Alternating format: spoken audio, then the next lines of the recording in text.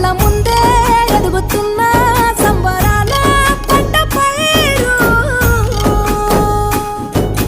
వంద గడపల మందన పల్లె గోడ గట్టని గూడున పల్లె చెరువుల తుల్లటి చల్ల షాపోలే